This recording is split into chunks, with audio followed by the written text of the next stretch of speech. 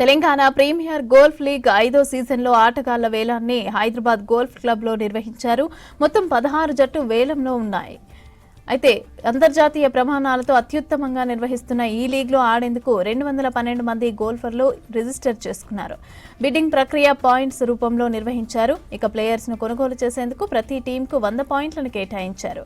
వేలంలో 140 మంది ప్లేయర్స్ ను ఫ్రాంచైజీలు కొనుగోలు చేశాయి. 2021లో ప్రారంభమైన టీపీజీఎల్ యువ గోల్ఫర్ల ప్రతిభకు అద్భుతమైన వేదికగా మారిందని లీగ్ కమిషనర్ సంజయ్ కంఠం చెప్పారు.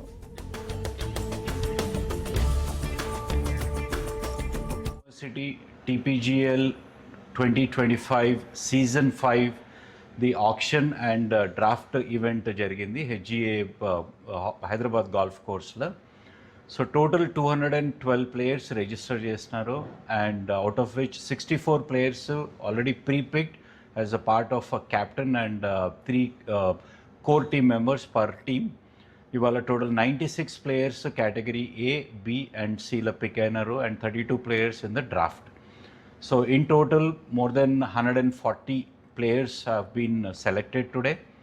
So it has been a very successful event and other team owners are very happy that వాళ్ళకి కావాల్సిన టీమ్ అండ్ వాళ్ళకి కావాల్సిన ప్లేయర్స్ వాళ్ళు పిక్ చేసుకోగలిగినారు.